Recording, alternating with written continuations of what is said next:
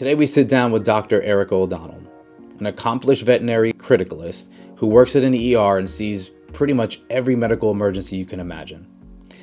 I met her while competing at the 2025 Police World and Fire Games, where she was not only assigned to the USA team, but I saw her help teams from Brazil, from Germany, from France, doing a pre-event checkup and then a post-event checkup to make sure the dogs were doing well and that she could explain things to the handlers. It was truly a sight to see, and I have a lot of respect for her. So much so that we decided to team up and teach some classes together. We just did one here in Dallas and one in Vegas as well, where we take everything that she teaches, all the classroom things, and we put it to the test. Scenario-based situations where your dog is in a critical situation where you need to, number one, diagnose what's going on, have the proper equipment to help your dog, and then have an exit strategy to make sure your dog is going to survive. All really important things when it comes to, again, our responsibility as dog owners. So without further ado, please help me welcome Dr. Erica O'Donnell. Welcome to the next step, yeah, the next phase, where the sky ain't the limit, it's just a place. Next level vibes for your ears today. Hey, next level, next level. Take it up, never settle. Next level, where the stories turn special. It's the Next Level Podcast. You don't go from I'm totally fine and normal to I'm heat stroking. That's a really bad situation. We're talking about internal organ injury and things like that. Anti-venom is the antidote for a snake bite. Bloat is simply just the stomach gets bloated really full of either food, air, liquid, whatever it is. Definitely fatal if it's not treated in time. Acupuncture is amazing, super evidence-based. 99.5 to 102.5 Fahrenheit is pretty normal range for resting for most dogs and cats. They just have the heart and grit and determination. Erica, give us some background on who you are, where you came from, a little bit about yourself. Yeah, so I'm from a very extensive law enforcement family, so that's a huge reason I got into the working dog world. My very first dog ever in my family was a police canine. Great dog, canine Grondo. So I knew from a very young age I wanted to be a veterinarian. Like from Grondo onward, I grew up with horses. Every time the vet came out, I was just like, hey, I want to be a part of it. How old were you when the dog was in your life? Day of birth to he died. Yeah, he was there, like came home in the crib, checking me out. I think a lot of people think working dogs are not good around babies, but he was day one, like, that's my baby, guarded my crib. Wow. Anytime I go for a walk, he's like in between me and anybody else. So that was his mission in life, especially after he had to medically retire. I was kind of his person at home. So he was an amazing dog. The horses, I don't remember how old I was when we got the horses, but that was, they came with some medical problems. So the vet was out quite a lot. So I just always remember being fascinated. One of them had some eye problems and I always thought it was super interesting. So I always knew I wanted to be a vet. I did my undergraduate at UCLA and I did my vet school at UC Davis. And then I kind of was unsure if I wanted to go emergency or surgery route. So I did a rotating internship in Ventura, in California. At that time, I had more of a passion for surgery, so I kind of went that way for a little bit, did a surgical internship in Maryland, did a really high-octane, like, sports medicine rehab practice, and then went overseas and lived in England, worked for an orthopedic surgeon there for a couple of years, and then decided emergency medicine was kind of where God was leading me. I was sort of missing the adrenaline rush and some of the more critical cases that come with emergency and critical care, so prayed about it a lot. Knew it was a different path for me than what I kind of thought I was meant to go down. So I moved back to San Diego, did an emergency and critical care residency and private practice there, passed my god-awful boards and became a board certified critical care specialist. So that's my primary job now, as I work as a criticalist, or even they're known as an intensivist. So I take care of a lot of sick or critical animals. And then on the side, my real passion is working dog medicine. So I give a lot of classes in first aid, emergency care, tactical combat casualty care, and even just basic medical stuff, because that's super important. Yeah, that's kind of led us where we're at today, which is worth mentioning because we have a connection with Jason Johnson from Project Canine Hero. So let everybody know kind of what we're here doing this week, your part in it, and maybe a little bit about Project Canine Hero, because I'm sure Jason would want you to mention it. Yeah. we definitely have to mention it. So Project Canine Hero is an amazing organization. So it is the largest nonprofit benefiting, or in the U.S., benefiting retired military and police working dogs. So there's a big misconception. A lot of people think, similar to human counterparts, that when dogs retire, they also get their medical care covered or some sort of retirement. Sure. That's absolutely not the case. So the norm is that the dog's cost of care falls to the handler or whoever adopts them after they've retired. A lot of the things that these dogs face, whether it's work-related injuries or breed-related diseases, we can definitely get into some of those, can lead to a lot of expensive medical bills. And handlers, most of you guys are not made of, a ton of money. Nobody, most people aren't. And so that can be a huge financial burden on the handler or the owner's part. So what Project Canine Hero does is when it accepts a dog into the program for life, that dog is covered medically, prescription food, supplements, anything that dog needs, pretty much without limit, is covered. So I became involved with Project Canine Hero through a friend of mine. So his former military working dog ended up having a obstruction in her GI tract, and then she ended up getting pneumonia secondarily. She was vomiting, so she was super sick heading into surgery. I think her estimate was like $19,000-$20,000, and that was not something that the handler, of course, had readily available.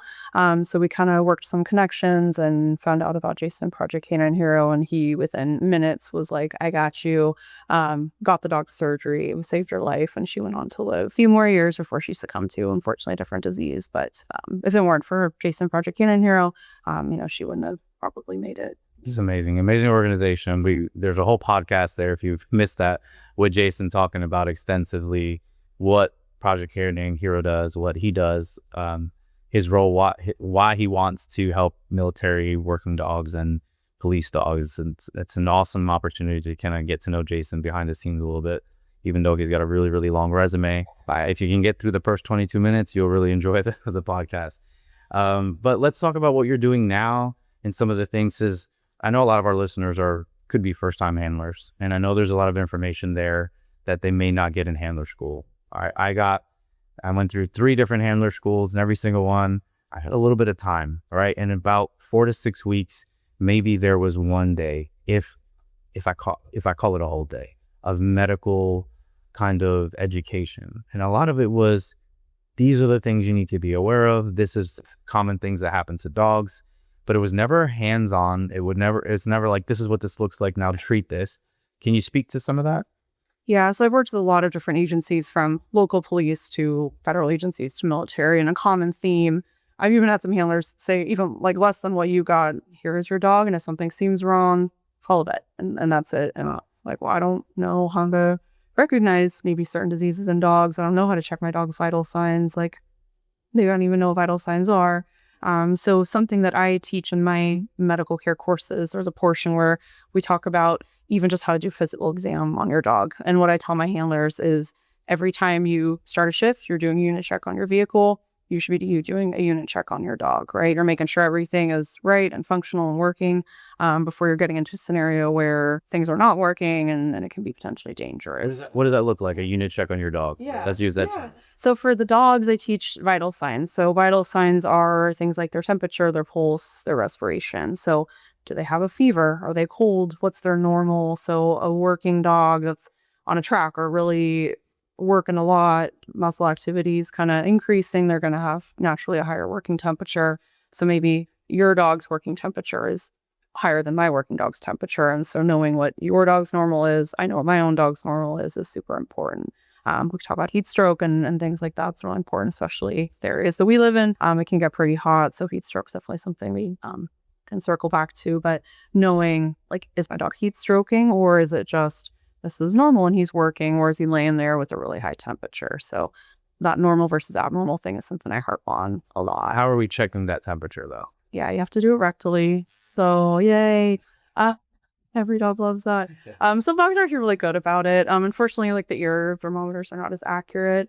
If we have a dog that, like, it's just not happening, you can do axillary, which is like up kind of in the armpit, and really push the thermometer up in there. Mm-hmm. We think there's about a 2-degree difference between axillary and rectal. So for me, if you're really worried about heat stroke or something, the rectal is going to be. What are the numbers we should be aware of? What at what point do you no longer say that's a normal, that's abnormal, something needs to happen? Yeah. So 99.5 to 102.5 Fahrenheit is pretty normal range for resting for most dogs and cats. Working can get up to 104, 105, depending on the dog. So just like some people, we're going to run a little bit warmer. So again, not knowing that normal, abnormal, 106 above, that's probably never going to be normal unless you're like really working hard. But even then, to me, like starting to get up 105, 106.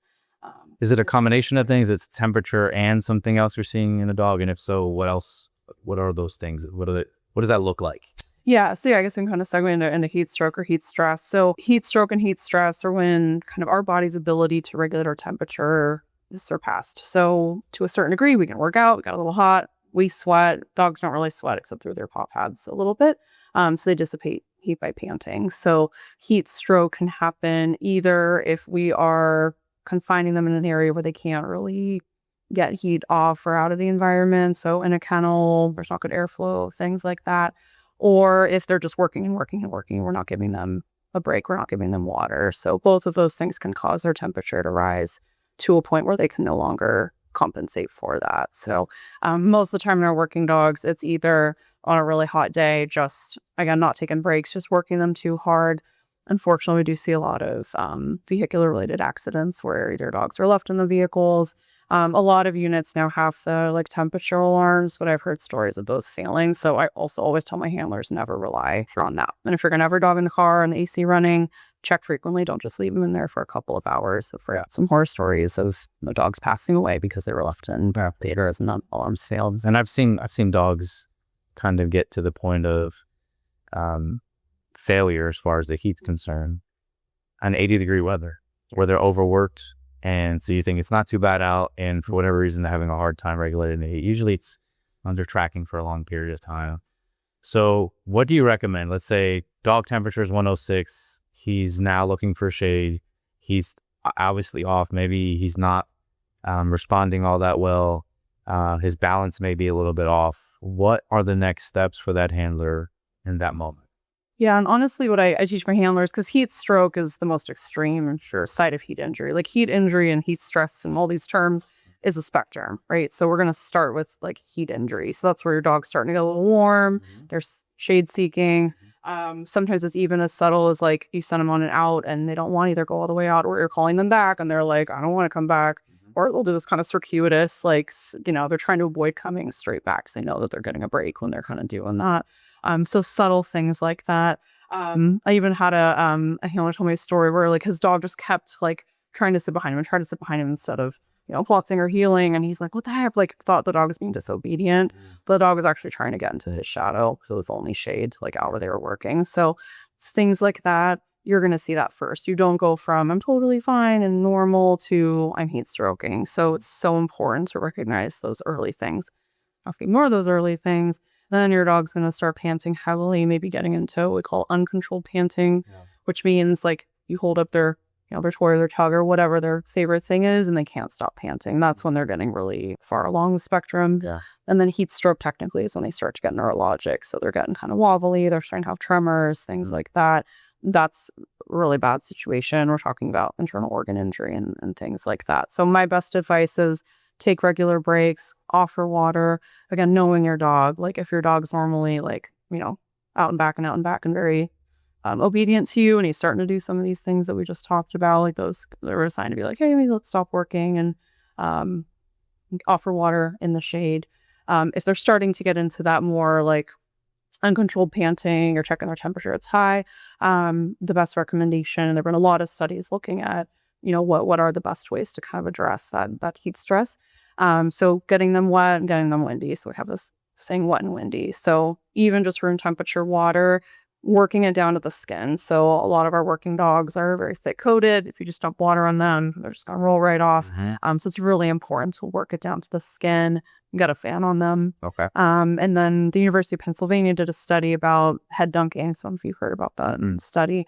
So they showed that if you can train dogs to kind of dunk their head in a pool of water, like even just up to their neck, that can get their temperature down even a little bit faster than doing like the whole body wetting down and things like that. So is there a specific area on the dog that you would want to cool down first? Is there, because I've heard stomach, paws, stuff like that. Does that make a big difference, or is it just overall just put the dog in as much water, get into the skin, and start getting some airflow? Yeah, based on that study, it does suggest head and neck or good targets. Okay. Other good places are like pockets. So in your armpit, in your groin, big blood vessels are running through there. So if we get those areas cooled, that's going to kind of help circulate that cooling effect a little bit faster.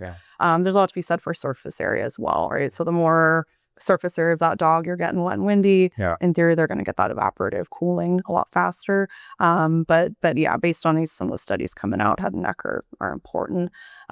We also don't want to like get them in like ice water, and so some people are like, oh, put ice packs on their legs or things like that, but that can kind of cause constriction of vessels peripherally, and that can affect their temperature balance, so that's not recommended. It's more of this kind of, so you want levels lower, so that would potentially stop that blood flow or slow it down, and you need that blood flow. So that's why dunking them into like some like ice water probably not the best thing. Yeah, but dunking them in like a cool, warm room temperature, tepid water kind of thing would be okay. But obviously, like if you're out on patrol, you're probably not going to have access to like a kiddie pool or something like that. Exactly. So yeah, so what are you going to have your vehicle? That's something else I kind of teach my handlers in the course too, is like I provide a very nice first aid kit and all these things. But at the end of the day, maybe you forgot your kit, or you're out on patrol or whatever, you only have so many things. Like what can you do as a handler with what you have available? You probably have a bottle of water, you've got a fan in your car, you can easily just do that. You're probably not going to have a hose or a pool or something like that while you're working, but it's just as easy to just get that. So let's say handler sees all those things during heat stress. He checks the temperature, it's high. He's able to lower using all those methods, cools them down, gets a lot of wind in those areas. So now temperature's down. Should the handler go seek medical attention just to make sure the dog is okay, or like what's the next steps there? I'm never going to say it's wrong to say that. Say that now, put that out there. But I would say if it's kind of early on where you've just caught it, okay, my dog's slowing down, he's telling me he needs a break. I get him water, I put him in the shade, check his temperature, everything is normal. He's acting normally. You probably don't need to emergently go to a vet. However, if they're still kind of progressing in this stage, or you try to go back to work and they start doing the same things, and that's where I would just stop working and get them to a vet at that point. But the big things are the neurologic stuff for sure.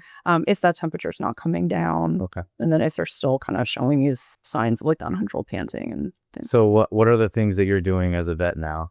So it's same scenario, dogs in heat stress. These are the things that are happening. He's maybe a little bit more than heat stress, getting closer to heat stroke. And the handler's telling you this is what's happening. Maybe the dog couldn't stand on his feet, looking for shade, really worried. Maybe they couldn't get temperature, but they know obviously something is detrimental here. What are the first things you're checking and doing as a vet receiving that dog?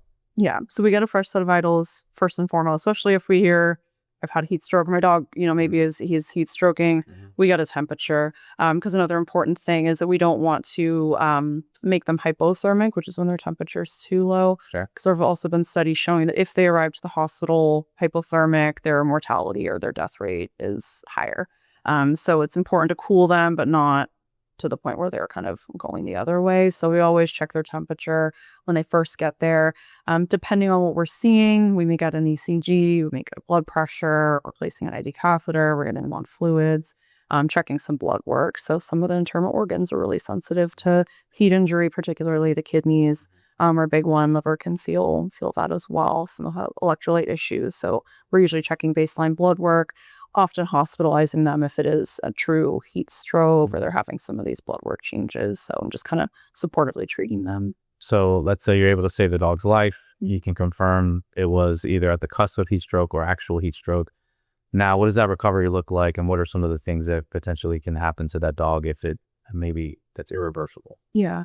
So biggest things we see is like a kidney injury. So a lot of the times the kidneys can recover, but sometimes the damage to them is past the point where they can become normal again. Maybe they're still functional, but not quite where they were. But that's a big one. Some dogs will have like a blood clotting issue. So just when they get really hot, all the little building blocks that help make a blood clot can become deformed and not work properly. So that's also usually something that is treatable. They typically need like a plasma transfusion for that. Okay. Just to restore some of those healthy clotting proteins to them from a donor.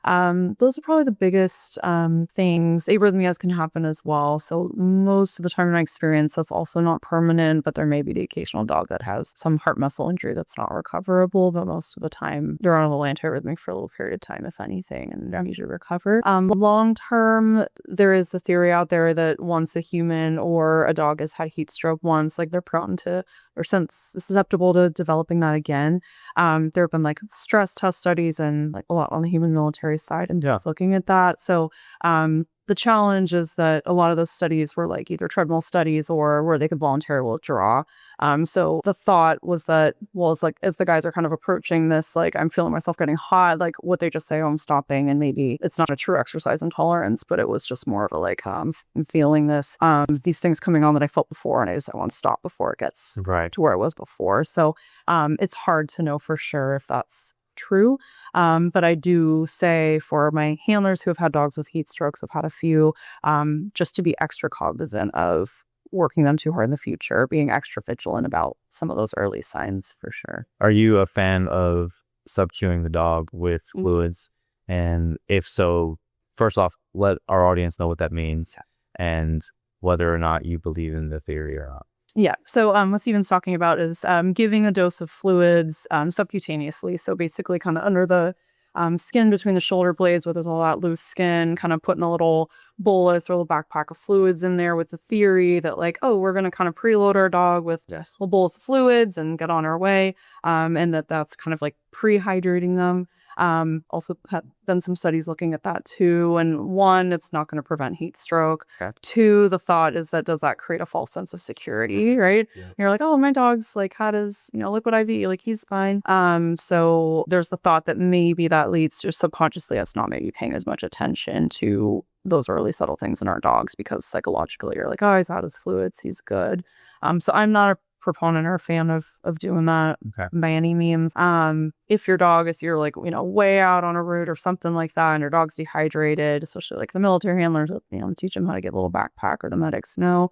But as a preemptive administration, not recommended.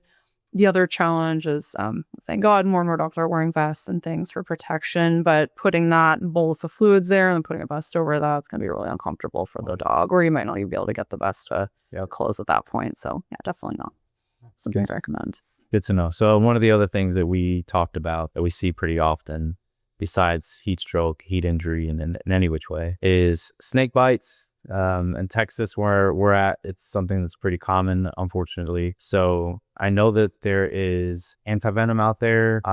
Tell us a little bit about your experience with that, because I'm sure in California you have the same issues we're having. Tons. And let us know like what's available to handlers. What information do they need to know about this topic? Yeah. So really from California to kind of Arizona, Mexico, Texas, we have a lot of pit vipers, are the kind of species of snake. More eastward, they're seeing different species, but for us, it's kind of the rattlesnakes and those sorts of very, very venomous snakes. So antivenom is the only antidote for a snake bite. So there's pain meds and fluids and all the other supportive things. But if a dog is envenomated, then antivenom as fast as possible is really the best thing you can do for your dog. So in terms of a first aid in the field approach, the best thing you can do is keep your dog as calm as possible. It's easier said than done. It's really painful.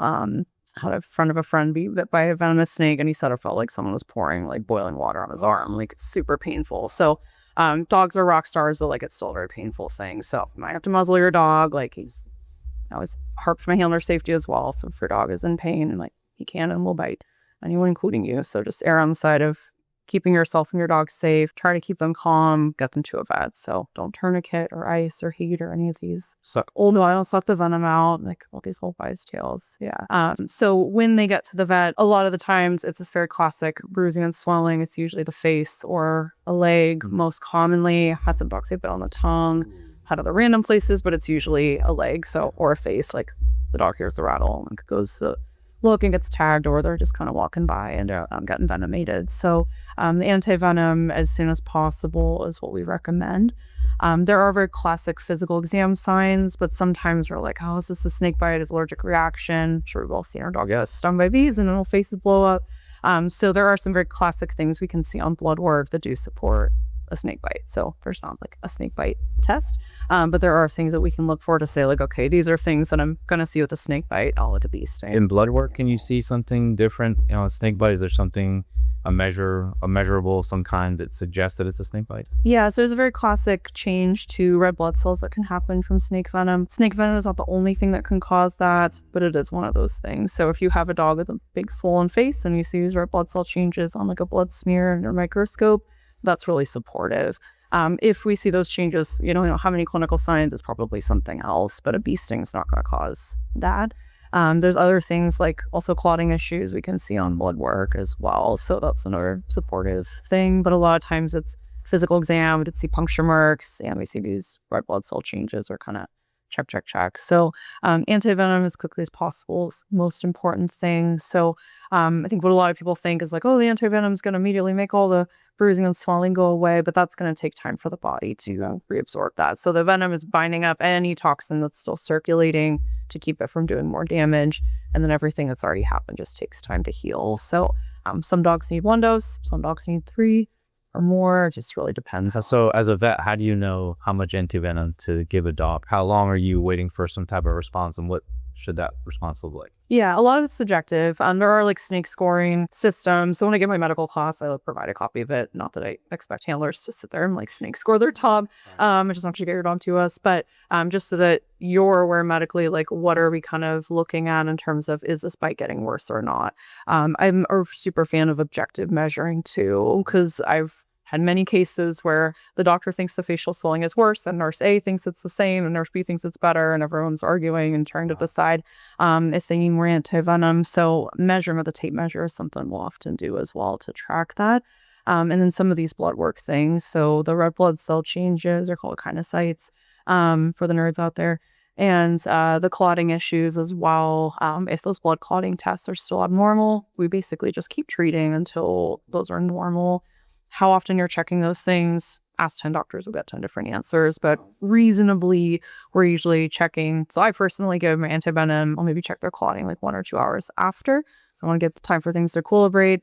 And then if those are still abnormal, then I'll repeat the dose and just kind of keep doing that until those are normal. Or with the local signs, as soon as those have kind of slowed down or stopped in progression, then that's usually where we'll stop getting that. So what about preventative measures? Is there anti-venom that you can give prior to your dog? Is there like something that you can do that can help in the event that the dog gets bit by a snake? Yeah, unfortunately not. It's a short answer. So there is a rattlesnake vaccine out there. So a lot of people have heard about that or ask about that. So the goal of vaccine is to kind of desensitize them to the venom proteins. It's not going to completely prevent them from having a reaction. The goal is that it's less severe of a reaction, that maybe they don't need antivenom or they need less. It's kind of fallen out of favor. There's a lot of reports of local reactions to the vaccine, like dogs were getting little seromas or abscesses at the site. Again, that false sense of security, like, oh, my dog's had the vaccine, I don't need to rush him in. So most vets these days don't recommend the vaccine, but there are still plenty of clients that are like, even if it's going to save my dog a little bit of trouble or time, buy a little bit of time getting to the vet, they consider it worth it. One thing that pretty consistently is a good thing to consider is like aversion training. So there are different groups that will do like aversion training and try to, even if the dog takes a couple extra seconds to reconsider. Obviously the goal is like they don't engage the snake, but some of our high drive dogs, it's hard. They just want to get the thing. So even just a few seconds can save them from a bite, just to reconsider. Because at the end of the day, snakes are not typically aggressive. Like they're just trying to get away from a threat, and typically will only bite if they feel threatened. So even if just getting your dog back enough for that snake to get away, like I think it's super worth it to do. Some for sure. Aversion training is going to be helpful. Maybe the vaccine, but we're not 100% sure. Maybe it buys you some time. Is that something that's easily found? Does everybody have that? Or is it just like shouldn't a regular vet have it? Or are we talking about like ERs? Yeah, antivenom is pretty much mostly going to be ER specialty. So a lot of primary cares don't carry the antivenom.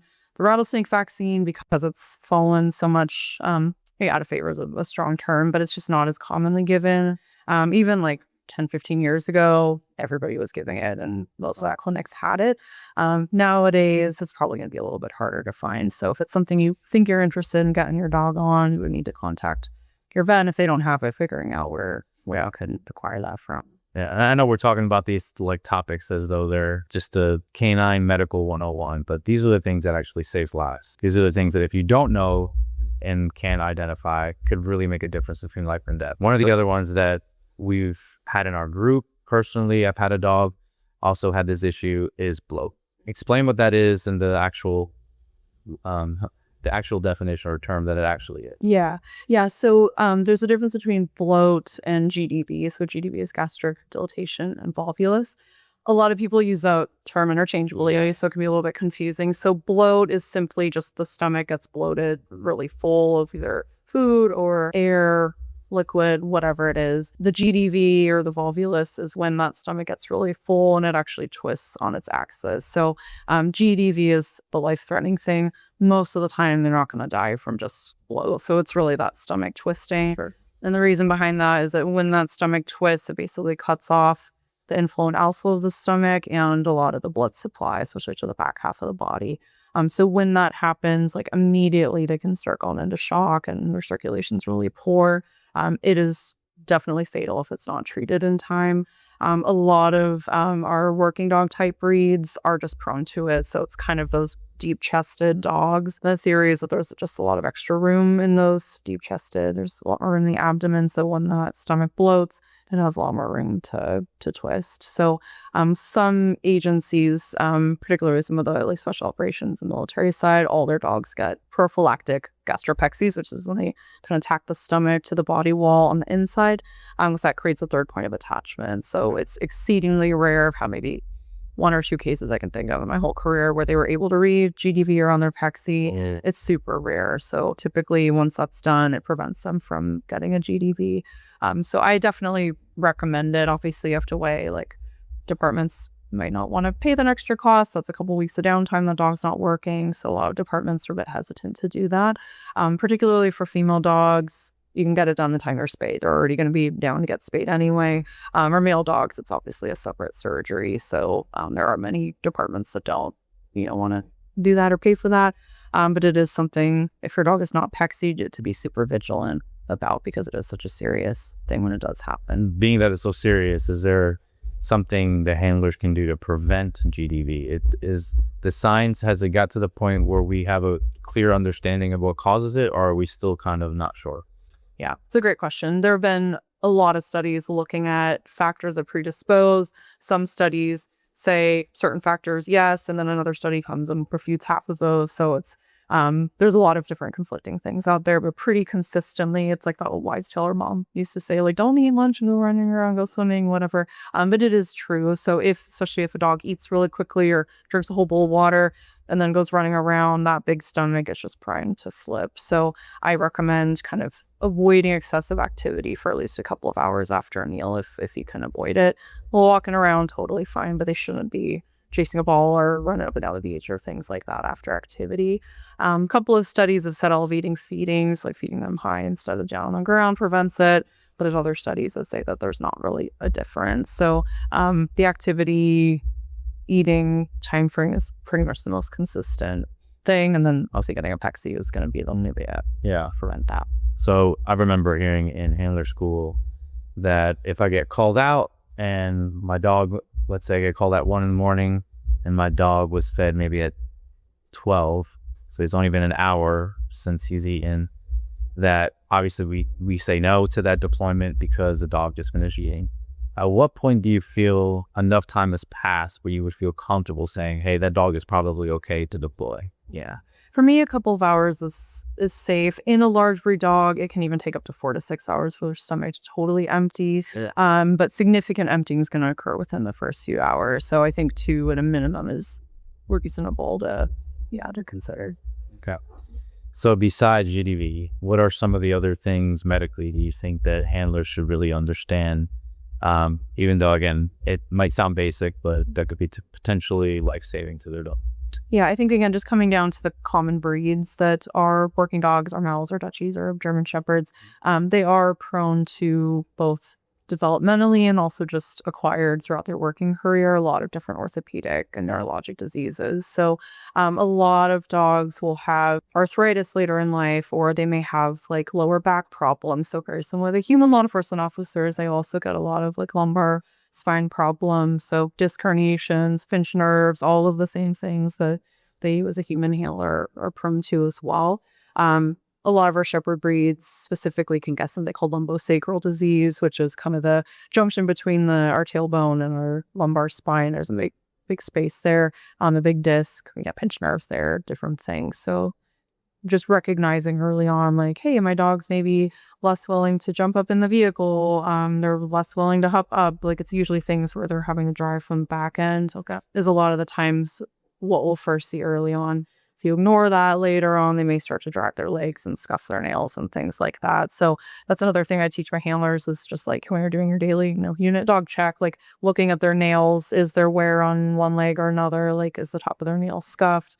Things like that. So your dogs, when they see you, are going to be excited and jumping around and whatever. And so you may not notice subtle things like that, but they're not going to be able to hide that scuffing that they may be doing when you're not around it. And that would be a sign. So if they're scuffing on the top of the nails, what would you think that is? Is it just the back end issue? Back end is starting to come out? Yeah, if it's just their back feet, then I would worry about a neurologic problem. So something in their back, a nerve signal's not getting all the way down to say, I need to pick my leg up normally. So they'll start to just kind of scuff their nails as they're walking, and they're not able to kind of pick that leg up and place it properly. So I'll ask you something that is controversial at best. How do you feel about chiropractic care and things along that side of the medical side, where not your typical vet will provide that, but studies would suggest that maybe there is some benefit to it? Yeah. And maybe some acupuncture as well. How do you feel about those things? Yeah. So I actually recently just got my acupuncture certification. I'm a very holistic person. So I think,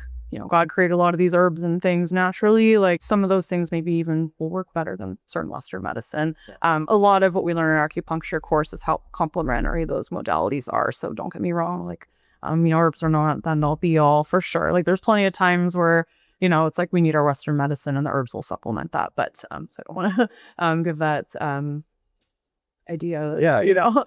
So these things are complementary. But yeah, I think acupuncture is amazing, super evidence-based. There are dozens of studies out there to support serotonin and adrenaline and release and things like that, endorphins that can have healing properties, pain control. Acupuncture is great for a lot of different disease processes. As far as chiropractic, I also think that has the potential for significant benefit.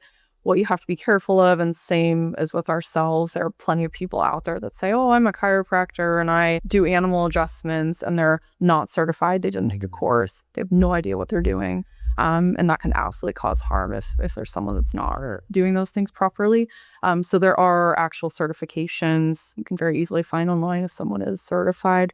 You have to go through a very intensive course to do these things, and often there's like a hands-on, and we have to actually show that we know what we're doing. Is that a state-by-state thing, I would assume? There's not like a national organization? Usually there's like either certain universities offer it. So the program I did my acupuncture through is in Florida. I see. But there's different universities or programs that are accredited through national accreditation boards that basically, again, have to prove that it's a quality program, prove that they're actually training people properly and getting good results. So as long as someone is certified in those things, then I think it's absolutely a great thing to do.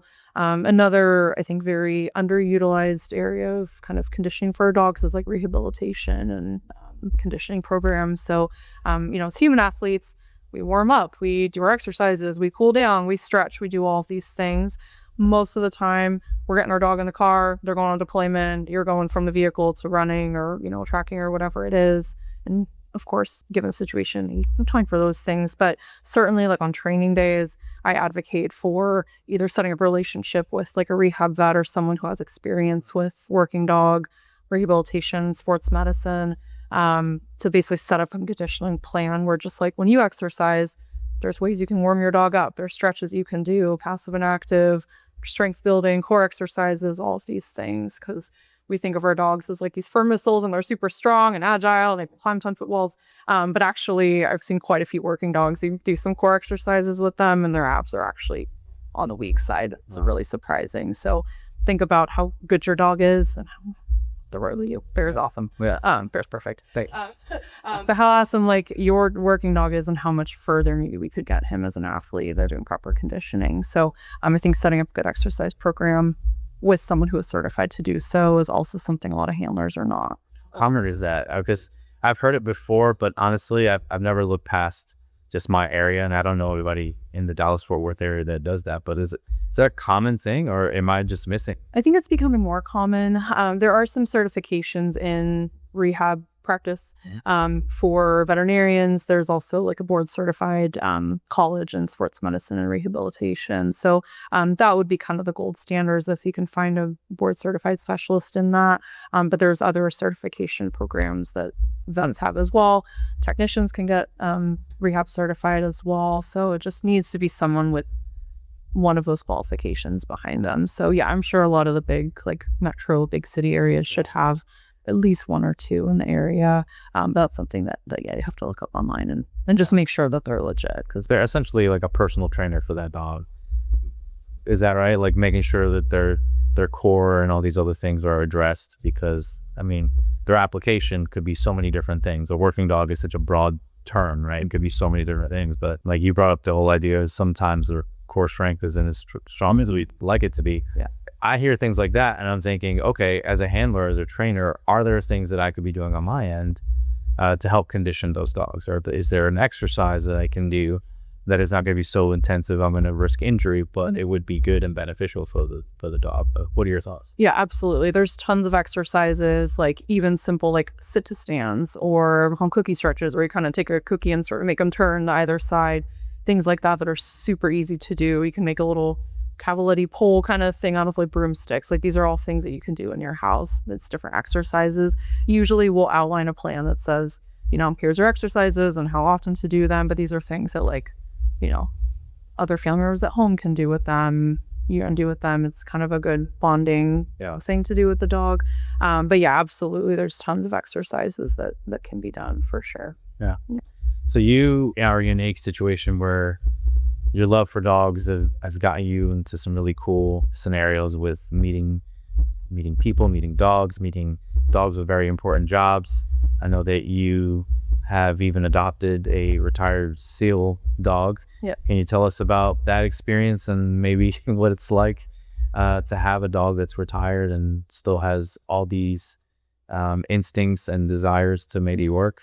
Yeah. Ball is life. Yeah. Yeah. So the first part of your question, just the kinds of people I've met and special dogs, like obviously the focus of what we're talking about and what you do is working dogs, like more in the police, military and all of that.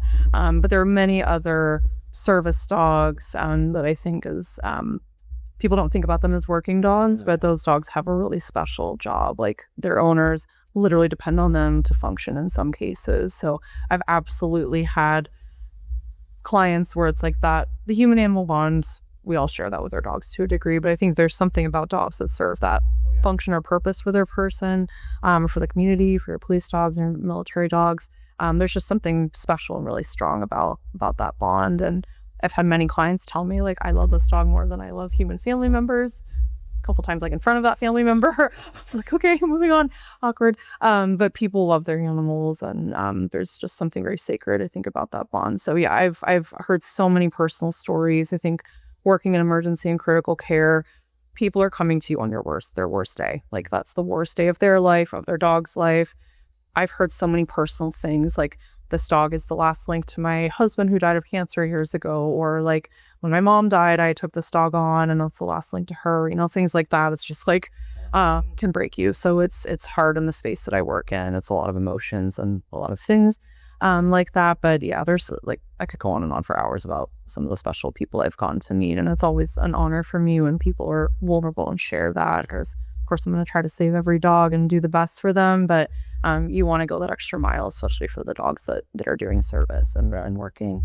As far as my retired guys, so I had the honor, blessing of adopting a retired Navy SEAL multi-purpose canine. So I help out with some medical class and kind of a co-instructor for for the West Coast SEAL teams for the last few years. And so got to know that very special group of handlers and dogs pretty well. So when my dog Bach was ready to retire, his handler, just for personal family reasons, wasn't able to take him, had a newborn, and we were worried about having him in the home. So I was, again, blessed and honored enough to be able to adopt him. So he's a Dutch Shepherd. He's 5 now. He is very driven. I think a lot of people think working dog, like, oh, they're like, I see these military movies and they're perfect. Like, they're a lot of work. So he's so intelligent and so loving. And, the military dogs don't live at home with their handlers. And so that first year of having him was very much adjustment time. Like, this is what a couch is, and these are your dog brothers and sisters, and this is what home is, and he gets to go to work with me every day. So it's been really helpful in getting him through that adjustment period of being a military dog to kind of being the civilian home dog.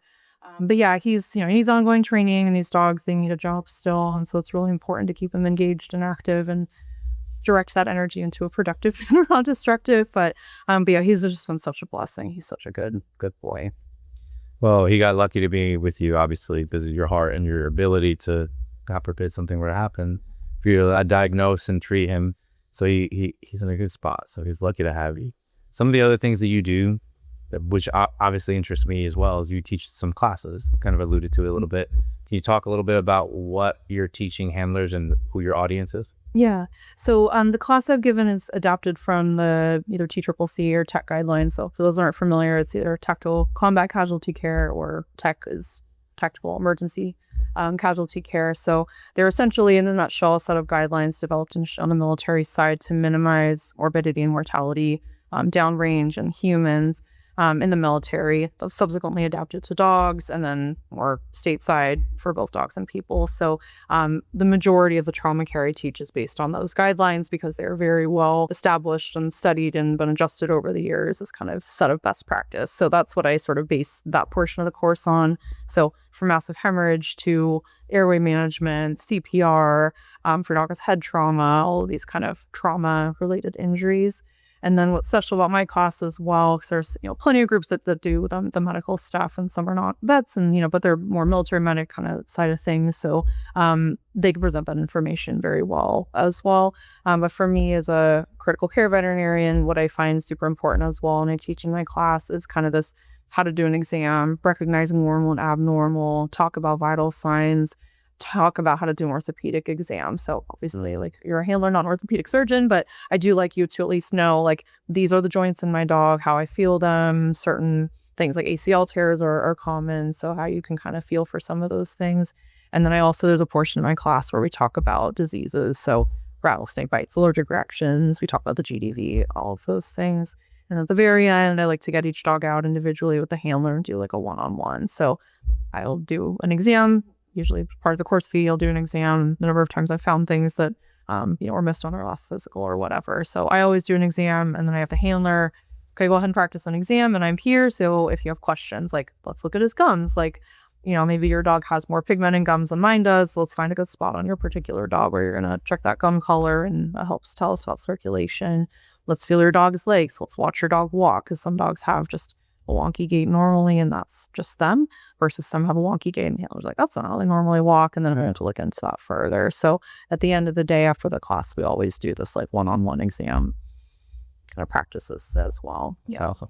So if people wanted to get in contact with you, because maybe they hear that and they're like, that sounds really interesting, we can use this maybe as a group, or maybe it's a department, maybe it's a division of the military.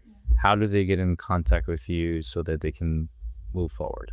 Yeah, so currently I kind of work mostly in the sort of Southern California, San Diego region. So a lot of it's just kind of connections between departments and things. I'm happy to have anybody and everybody email me so we can, sounds like, include it. And we'll get then. So that's perfect. Like that. So yeah. So as we're wrapping up, 2 questions for you. You've probably had encounters with dogs that left a significant imprint in your life.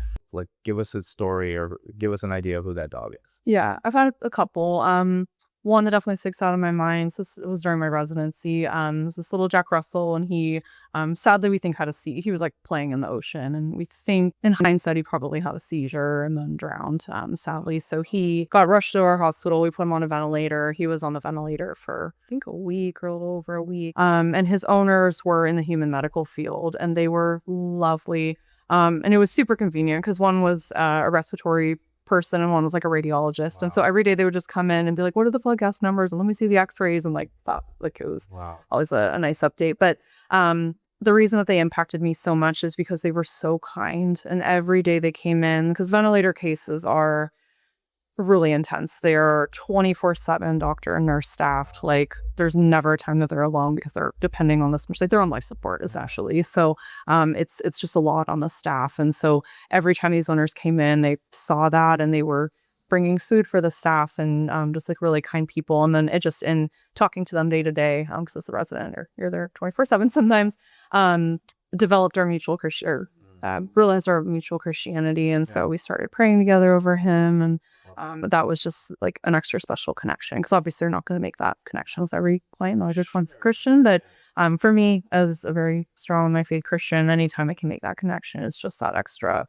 blessing to be able to connect on that level. So sadly, he did not make it. But when they made the decision to go ahead and let him go, we sat and said a nice long prayer for him. And I don't cry very often, but we were like all crying. Like it was just they were just like really special clients. And for a year after that, they kept having food delivered to the hospital and all these things, and just like really kind, good people. And then, as far as like working dogs, and some of you might have heard about NPC Amy. So she was a Project Canine Hero pack member. So she was diagnosed with a very aggressive form of breast cancer shortly after she retired, and pretty much was not really given much of a chance. And the military was like, we're not gonna with this prognosis.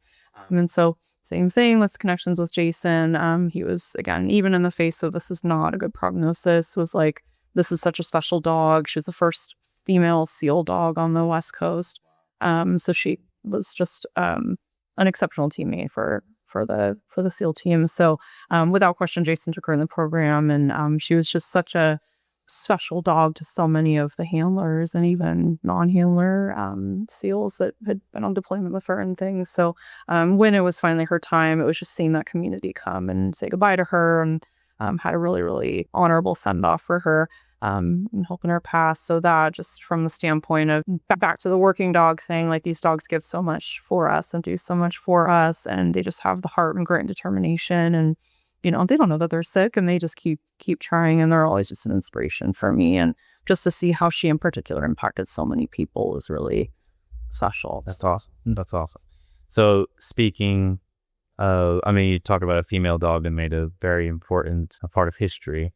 You're in a situation as a female working in an industry where you see all kinds of emergencies. What if there is a female young girl, maybe 16, 17 years old, is thinking about really going deep into the same profession as you? What advice, if you look at that camera and give her advice about what she can expect, and maybe some words of encouragement?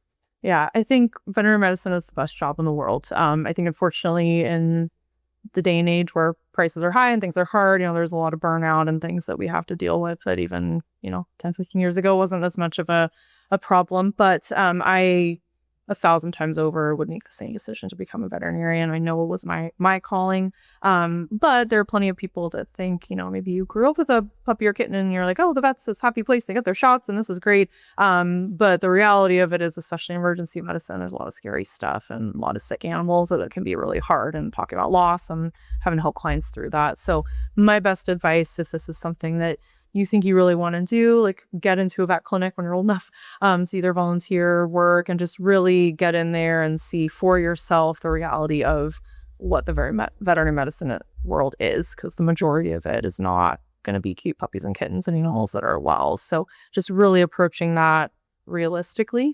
And also, yes, you have to get very good grades. So you do have to work really hard in school, and know early on it's very competitive now. It's harder to get into veterinary school than it is into human medical school.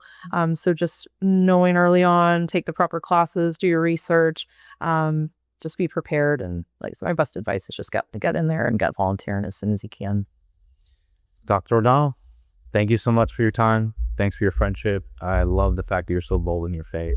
You've helped our group plenty of times, even from the West Coast, and just, asking for advice, whether it's through text message or a video call. Like, you've always been there to help us out. So thank you so much for that. I know that a lot of this information is going to go to the ears that need to hear them. So thanks. And maybe we can do it again, maybe with Jason back on. Yeah. Be interesting. Half of it will be his bio, and then maybe we'll get the second half to talk. But yeah, no, it's my honor and pleasure, and I kind of appreciate our friendship so much. And I am always happy to help. Coming from a law enforcement family, mom, daddy, and uncle, grandfather, I obviously know firsthand and respect so much what you guys do for the community, and the respect is yours. So yeah, I'm always happy to help. And yeah, awesome. Thank you. Welcome to the next step, yeah, the next phase, where the sky ain't the limit, it's just a place. Next level vibes for your ears today. Next level, next level. Take it up, never settle. Next level, where the stories turn special. It's the Next Level Podcast, where we have a blast. Next level, It's not so efficient. yeah.